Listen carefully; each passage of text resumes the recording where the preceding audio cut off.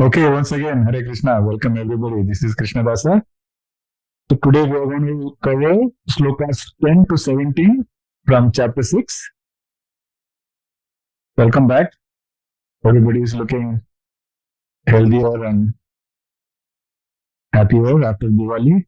I think the net weight of this group has gone up. Yeah. So, so these are again profound teachings from Shri Krishna in the subject of Dhayana Yoga. So before we begin, let me say the prayers to Guru and God. ओम अज्ञानतिमिरन्धस्य ज्ञानाञ्जनाशलाकय चक्षुरुन्मिलितमेन तस्मै श्री गुरुवे नमः। ओम नमो भगवते वासुदेवाय। हरे कृष्ण। गुरु ब्रह्मा गुरु विष्णु गुरुदेवो महेश्वर गुरु साक्षात् परब्रह्म तस्मै श्री गुरवे नमः। हरे कृष्ण। ओम नमो भगवते वासुदेवाय।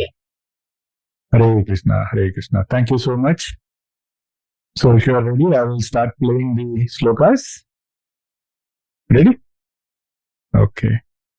We'll start from 6.10. I'm playing now.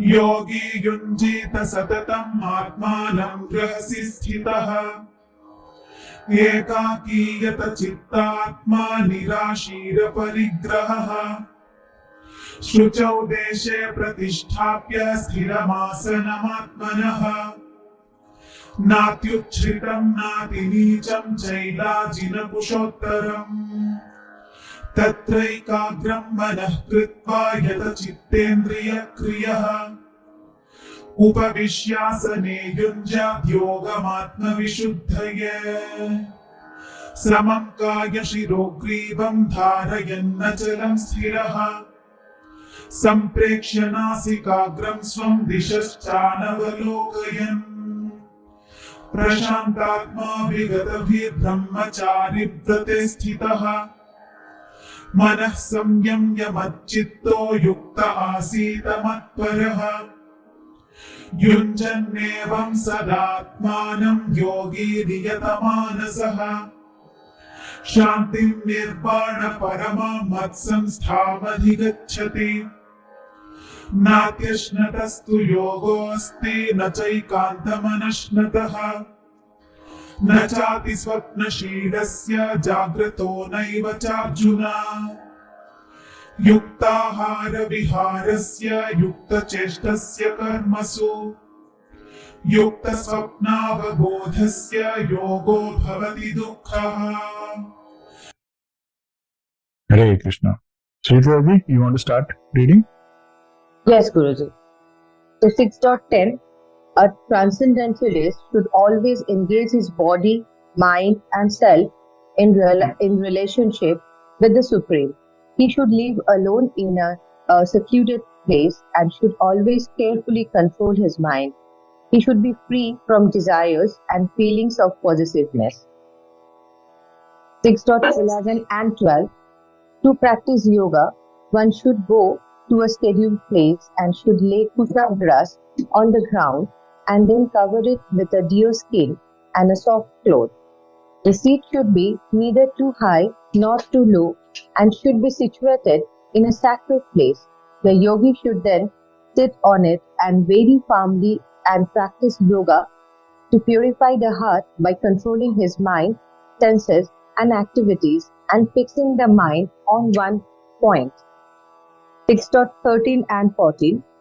One should hold one's body, neck and head erect in a straight line and stare steadily at the tip of the nose.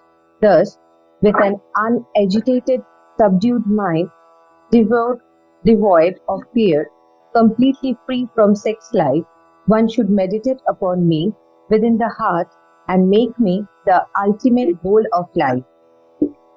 6.15.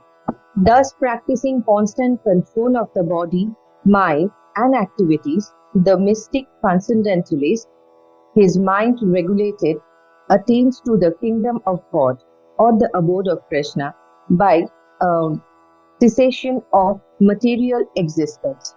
6.16. There is no possibility of once become a yogi, O Arjuna, if one eats too much, or it's too little, sleeps too much, or does not sleep enough. 6.70 He who is regulated in his habits of eating, sleeping, recreation, and work can mitigate all material pains by practicing the yoga system. Hare Krishna. Hare Krishna, thank you. So as you can see, there is so much here for us to learn. So in this Shlokas, Krishna starts by explaining what will be the outcome once we perfect ourselves through yoga. What is the outcome, Krishna says? Krishna says that we will get a sense of oneness. And we will start seeing oneness in everything. So you remember Krishna said the same thing previously also. He called it Samadarshana, where he said, you can see a cow, a Brahmin, a Chandal, everybody the same way. That is a result of this realization of oneness. Oneness basically means you see God in everything. So that he says will be the outcome when we perfect ourselves through yoga. And then Krishna goes on to explain how to practice such yoga. So he starts in Shloka 10 where he is saying, Yogi Yunjita Satatam Atmanan. So Yunjita means remain engaged in meditation. And Satatam means constantly. Atmanam means self. So see, the keyword is Satatam. So in this context, it basically means constant practice, consistency. See, as you can remember, Krishna has repeated this many times in the Bhagavad Gita. The importance of being consistent. So Krishna is saying the same thing here again. There are other yogis also who have explained the same thing. For example, if you look at the Yoga Sutras of Patanjali, Patanjali speaks about Abhyasa. Abhyasa also means consistent effort. And he says only through consistent effort you can have mastery of the mind. Similarly, even if you read the Upanishads, you will see in various parts of the Upanishads, the same concept is again explained of the need for consistency. So they say you have to do meditation, you have to do yoga, and they say but you have to do them consistently. Then you get the outcome that you are hoping to get. It's not that hard to comprehend, right? I mean, we can even take a simple example. Let us say you are trying to purify your clothes. How do we purify the clothes? We try to wash them, correct? Imagine you are washing the clothes for a few minutes and then you are just keeping it aside. Then you go take a break, go party, come back after a few days. Then you again start washing it. Do you think that's going to work? No, we know that once you start washing a cloth, you have to finish it. So that is consistency. It has to be done in a consistent way. Just like that, if you want to purify yourself, it's not okay that, for few days, I'm getting up early, I'm doing some yoga, I'm doing some meditation, and then now I'm taking a break, I'm going to do party for a few days, few weeks, and then I try and come back and again I pick up. It's not going to take us anywhere. So this analogy hopefully helps. And in another place, that is why Vivekananda had said, arise, awake and stop not until the goal is reached. So how to practice this yoga? Now Krishna is outlining the qualities and also the setting which is conducive for practicing such yoga and meditation. Now what he is saying, he is emphasizing the importance of ekaki. Ekaki means solitude, self-control, yata chittatma, freedom from desires, nirashi, and non-possessiveness, which is aparigraha. So these are the principles which are foundational for anyone who wants to use Dhayana Yoga as a path to purify themselves and progress on the path. Now Krishna has already spoken about the need for being free from desires, not having sense of doership, sense of ownership. He has already said all of this. He is putting all of that together now in the context of Dhayana Yoga. Now also you should pay attention and see that Krishna is specifically saying that we should practice yoga in a secluded place. Don't make a show of it. No, it's not like you go sit in a bazaar and make a big show of, I'm a yogi. Don't do that. The point is, when we are beginning, when we are in the process of perfection in yoga, we have to practice seclusion and solitude. But the teaching is, once you have become perfect, then you become immune. Then nothing impacts you. At that point, you can come back and be in the crowd, and you can at that time sit and do yoga meditation in front of a crowd, and you will still be okay. But now you should not try to copy. You should not say, oh, Swami Muktananda sits in front of a big crowd and meditates, so why can't I do? I mean, he's already perfected. So for you to get perfected, you have to first pick solitude and seclusion. If you want to progress through Dhayana Yoga. So that is why in the ancient times, people used to run away to a cave or a mountain or a forest. Because this is what is written in the scriptures. This is how you should do Dhayana Yoga if you want to choose that as a means of achieving perfection in yoga. Again, we discussed this earlier. He's saying we should learn to appreciate being alone in a good way. So let us say you are alone. You can either look at it as loneliness, or you can look at it as solitude. The pain of loneliness or the power and bliss of solitude. Correct? So what do you think it determines whether it is you are feeling lonely or you are feeling powerful in solitude? What do you think determines that? You are saying something? Yeah? Your mind. Yes. This is what we discussed in the previous Shlokas, where Krishna said your mind can be your best friend or your mind can be your worst enemy. So let us say you are by yourself somewhere. If your mind is your best friend, it will tell you, wow, we have solitude. Let's make the most of it. Let's do some meditation. But if your mind is not in your control, it will say, oh, look at this. You are so alone. You are lonely. So that is another lesson for us here. And Krishna is then talking about, you are alone now, you are in seclusion. Then what kind of a place should you pick for sitting for the practice of the Dhayana Yoga? He's saying the seat, first of all, should be clean. Cleanliness has two aspects to it. The first aspect is the physical cleanliness. It has to be clean. There should be no muck or bad things there. It has to be clean. But also, the other aspect of cleanliness is it has to be sattvic. So it is not like, somebody was eating tamasic food or having drinks and all of that, and then you just take those things on the side and sit right there and do meditation. It's never going to work for you. It has to be clean from that perspective also. It has to be a sattvic place. That is another reason why people used to go to a cave or a mountain top or things like that, because it's very difficult to find a sattvic place in a place where there are a lot of people have done a lot of things. So these are all things that you have to keep in mind. And of course, he talks about deer screen and kusha grass, but you have to note that during the time of the Mahabharata, humans had not yet invented synthetic materials. So that is why at that time, and also people used to not intentionally kill animals just for the skin. It was a byproduct. So dead animals, they would process and use the skin. But in today's world, you don't necessarily need a deer skin. There are synthetic options also available. The main points to note is he's talking about cleanliness, and he's talking about a place which is neither too high nor too low, not too soft, not too hard. Those are the things that we have to keep in mind. So let us read this. What are the key factors that Krishna is speaking about? First, he says, Suchau Dese means clean and sacred place. And this doesn't have to be explained too much.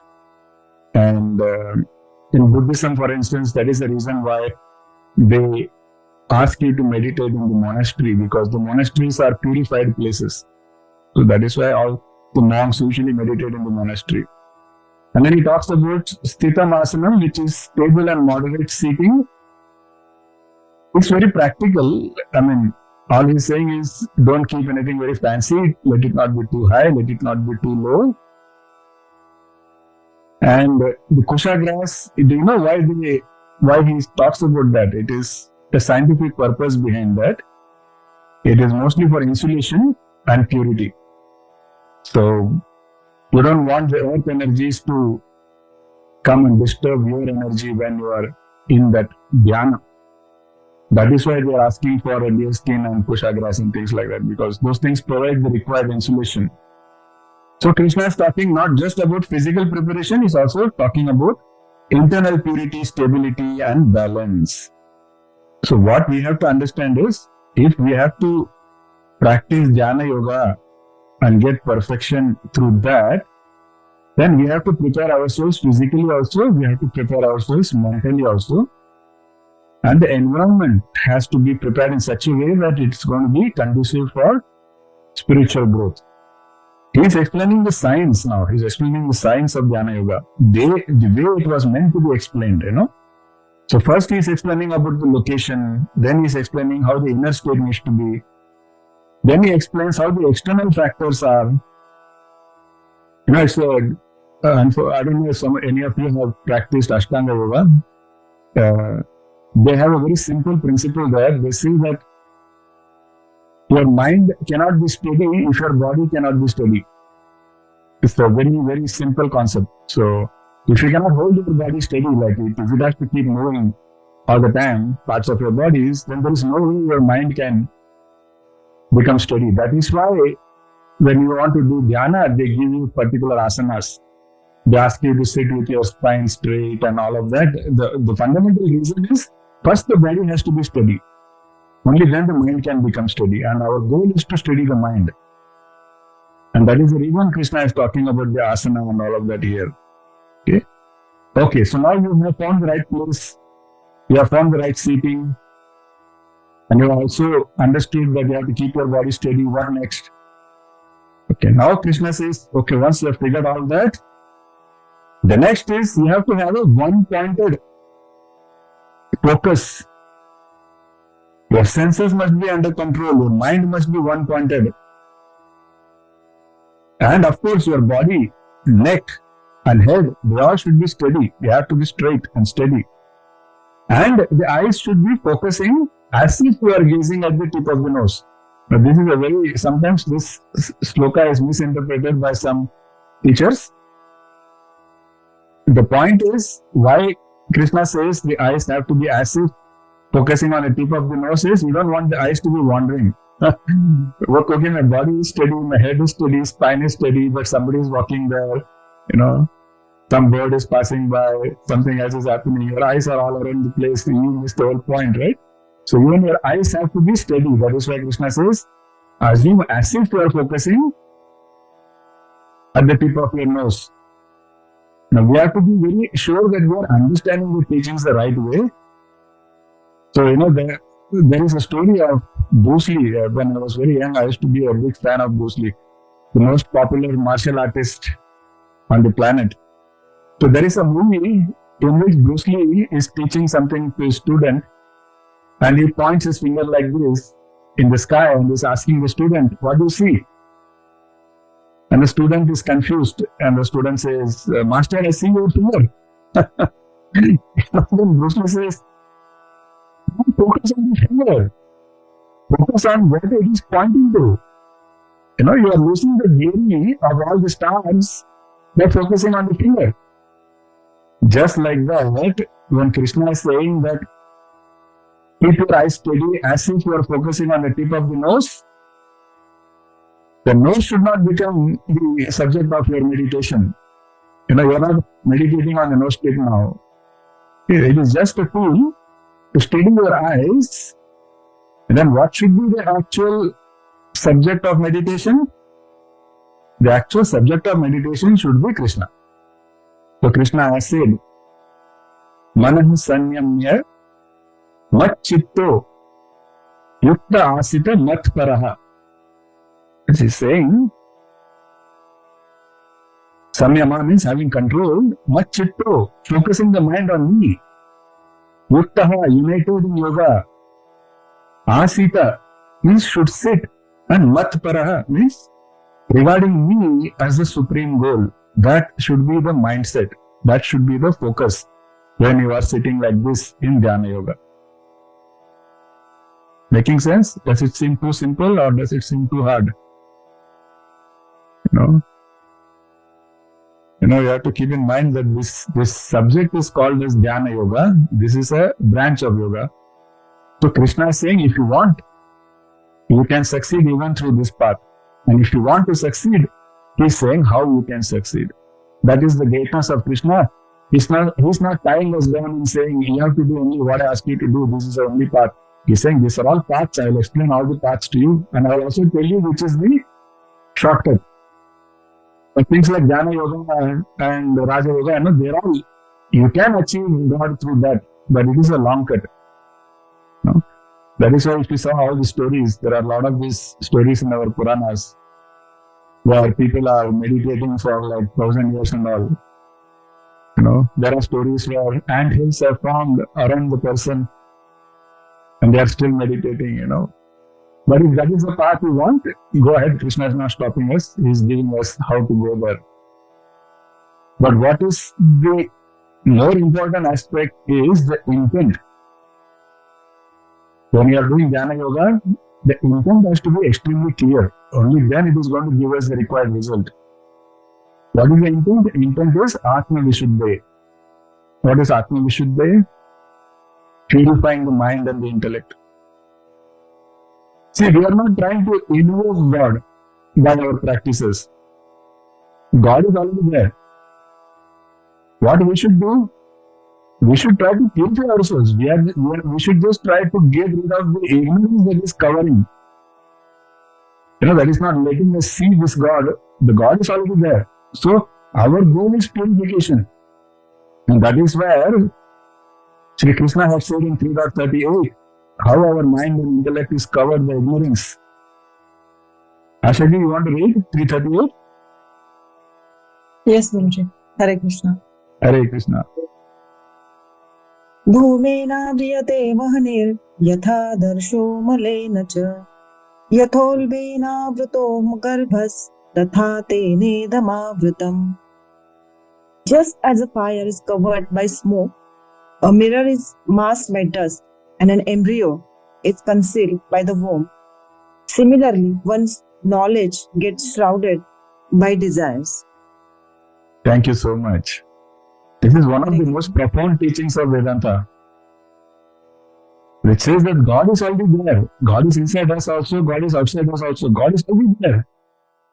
So you are not trying to bring God to earth or call God or remove God. That is not what you are trying to do. You are just trying to realize that God which is already there. And what is preventing us from realizing that God is our own ignorance and our own impurities, which are masking that view. And so the goal of this yoga has to be self-purification. That is why purification is so important. And in the next verse, Krishna will explain how the inner state of mind should be when we perform such yoga. So beautifully, Krishna has explained everything. He has explained the reason, he has explained the method, he has explained the outcome. Krishna is using the term Prashantatma, which means a serene mind. So we can have a serene mind when we practice the teachings of Krishna, especially Nishkama Karma Yoga. We discussed that. And we also have to maintain Samatvam. So Krishna is here saying that the state of mind has to be calm. Your body has to be steady. Your eyes have to be steady. Your intent has to be very clear. And your mind has to be very calm. That is why Samatvam is important. And there was a tip that we studied. We studied one way to quickly bring the peace to our mind. We also called it the 3-point peace formula. Anybody remembers which chapter we studied that? Tough question. 5th chapter, 5.29. Wow, excellent. 100 marks. Ashaji, you want to read 5.29 also? भोक्तारं यज्ञतपसां सर्वलोकं महेश्वरम् सुहृदं सर्वभूतानां ज्ञात्वा मां शान्तिमृच्छति. Having realized me as the enjoyer of all the sacrifices and austerities, the supreme lord of all the world, and the selfless friend of all living beings, my devotee attained peace. So beautiful. Thank you, Ashaji. Hare Krishna. So that one sloka, if we can internalize that sloka, it will always give us peace of mind. That one sloka can help us maintain the samatva, because it covers everything. It says, I am the enjoyer of everything. Why do you worry? Sarva lokam aishwaram, I own everything. So you don't have to worry about what belongs to you and what you're going to lose. There is nothing for you to lose because everything belongs to me anyways. And the most beautiful part of it, Suhridam Sarvabhutanam. I'm the selfless, compassionate friend. Don't forget that. I'm your friend. So if you believe that, and Krishna himself is saying, Jnatva mam shanti richati. So he's saying, if you know this, if you can understand this, if you realize this, you will attain peace. One of the easiest ways to attain peace. And that way you will be able to maintain samatvam. And samatvam is a key part, no matter which yoga you are pursuing. Be it Dhayana Yoga, Raja Yoga, whatever yoga, or even bhakti for that matter, you will succeed only when you have samatvam. Very, very important. He also uses the term vigata biha, means being fearless. It's very important. Krishna calls fearlessness as a virtue, a very important virtue. Okay. So we discussed earlier also. That is why we don't want to be in a God-fearing mode. We have to be in a God-loving mode. Fear is not a virtue. There are two types of people who are usually fearless. Do you know who the two types of people are who are usually very fearless? One is the ignorant. the totally ignorant. They are fearless because they have absolutely no idea what is going on, And the spiritually advanced, the self-realized, they are also very fearless because they have already realized the truths. But everybody in between, which means most of us, we are always in some kind of fear. So it is very important to acknowledge that we are all victims of some kind of fear or the other, and we need to work on getting rid of that fear. One of the easiest ways is keep reminding us, Suhridam Sarvabhutanam, Krishna is there, Krishna owns everything, Krishna is in control, and Krishna is my best friend, selfless friend, and I am devoted to Krishna, so everything will be fine. That is one of the easiest ways to develop that fearlessness. And on a physical level, Krishna is also explaining the importance of celibacy or brahmacharya. Now, it is documented in various scriptures that the sex energy is the core of our life energy. It is the foundation of our life energy. So that is why the secret of a healthy life, it depends on preservation of this vital force. We shouldn't be wasting this energy. That is the whole point. Because it is called as virya. When you know how to channelize this energy in the right way, it really can accelerate our growth. Even material growth, if you want to be successful in the material world also, you need that kind of energy. You just have to channelize it in the right way. That is why in olden days, they used to ask people to follow brahmacharya when they are studying, when they are students at least. Yeah. I can take questions later. Now, if our goal is to follow the path of Raja Yoga and attain liberation, then we have to follow all the principles. We cannot pick and choose. It is not a buffet. We cannot say, I just like the sweets and I just like the dessert and I'm not going to take it. It doesn't work like that. So, for example, they call it Ashtanga Yoga. It has 8 parts and we have to follow all 8. This starts from purification of mind, purification of body, intellect, and then channelizing the energy and all of that. So Krishna is saying when we practice yoga in this prescribed way, we can achieve nirvana, which is pretty much complete spiritual realization. Just for your information, this is the same state that was achieved by Gautama Buddha. And he was a great Dhayana Yogi himself. And then Krishna is touching upon another very, very important concept. See, he has pretty much covered all aspects of yoga. Have you seen the book of yoga, Ashtanga Yoga and all? I mean, they are really good books with a lot of shlokas and a lot of technical details in there. Krishna has distilled all of that into these few shlokas for us. He has given us the essence, the crux of Dhayana Yoga. Even if we can understand this, I think we can be very successful. Okay. Yeah. So Krishna is now talking about moderation. He says it is also very, very important. Now you have heard of these people in our mythology where we have heard that. I should not call it mythology, I should call it Puranas and Itihas, where we have heard people stand on one leg for 1,000 years, or they hang upside down on a tree, or people who starve themselves, they don't eat anything for years. They call all of this as penance, tapasya. And it has been glorified also in many of the texts. But Krishna himself says, please don't do all of that, it is not required. Krishna says, those are not required. I mean, they are all driven by ego, because if you say you are going to stand on one leg for 1,000 years, isn't that an act of ego? Because you are saying that I am capable of doing that. I will stand on one leg for 1,000 years. That is like me, a lot of me there, a lot of I there. So Krishna says you don't have to do all of that.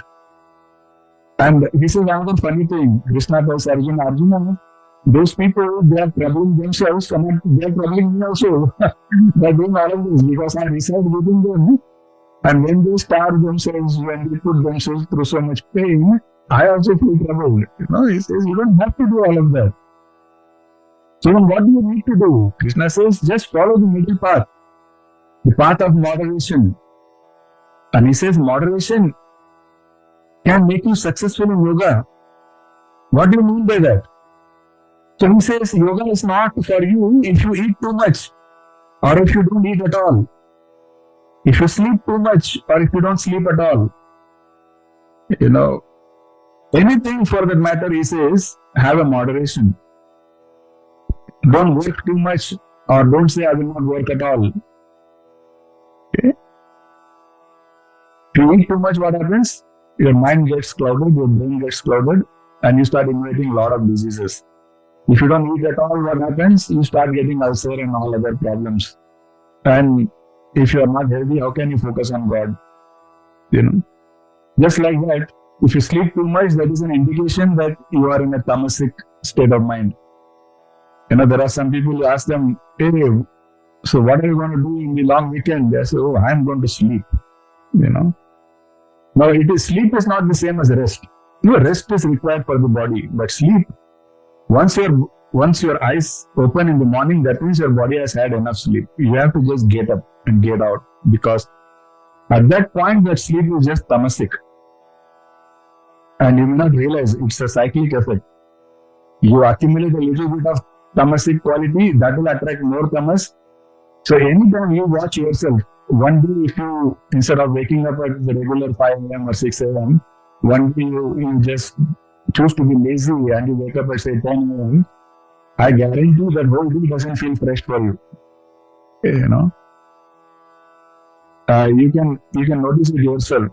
So then you are all intelligent, so you should yourself understand that that is not benefiting us really. It is just an illusion that if you sleep for too long, then somehow it is helping your body. It is not.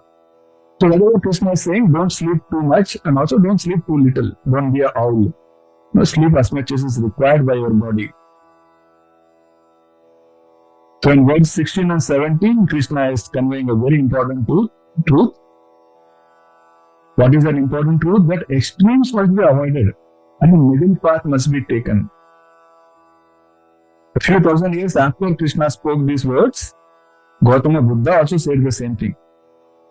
And Gautama Buddha called it the Madhya Pantha. Madhya Pantha means middle path. This was one of the key teachings of Buddha also.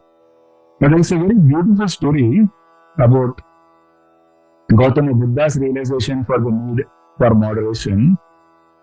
So it is said that before Gautama Buddha got enlightenment, he had chose to give up eating and drinking.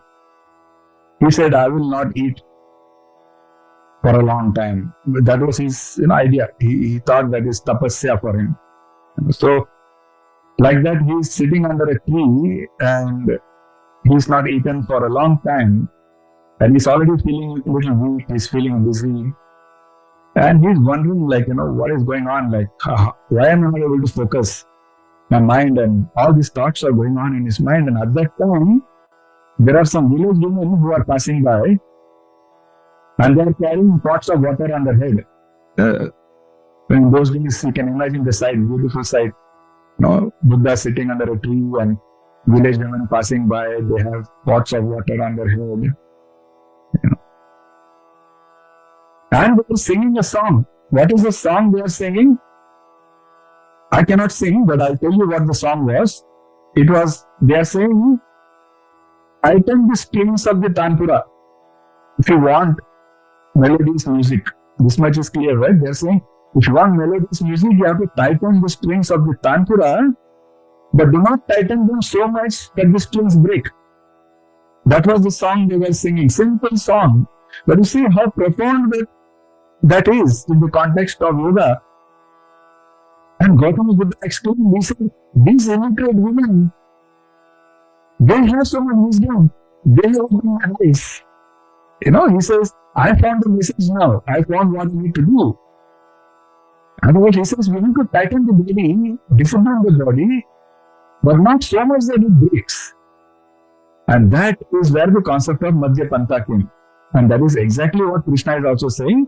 He calls it moderation. He says, have this, moderation in everything, and that is how you can succeed in yoga. So that takes us to Pragma 9. Pragma 9 says, control the mind by practicing moderation in eating, sleeping, working, and recreation. Now, from the next verse onwards, Krishna will explain the process and technique of meditation. So I hope all this makes sense. Hare Krishna. Thank you so much. I think I'll stop talking for now. If you have any comments, questions, please go ahead. Okay, so everything is clear today. Okay. Later on, maybe I can, maybe after the next session, whoever is interested, I can teach a very simple and very effective meditation technique that will align us with Bhakti Yoga. So it is Dhayana Yoga, but we do it in such a way that it will increase our Bhakti. And very, very simple technique. All that is required is sincerity and consistency, and it can really, really benefit us. So we can do that next session. Okay? Yeah, that will really help. Thank you. Because I wanted to ask the question similar lines that you start meditating, right? You focus on, let's say, either image of a Krishna or something, but then you wander, right? And you come back. But is there a technique or something that can help you to basically focus, right? Yeah, maybe I'll look forward to your teaching. Oh, definitely. Maybe what I can do, because we are done with today's session, I'll stop the recording and then I will talk about how we can perfect it. Just give me a second.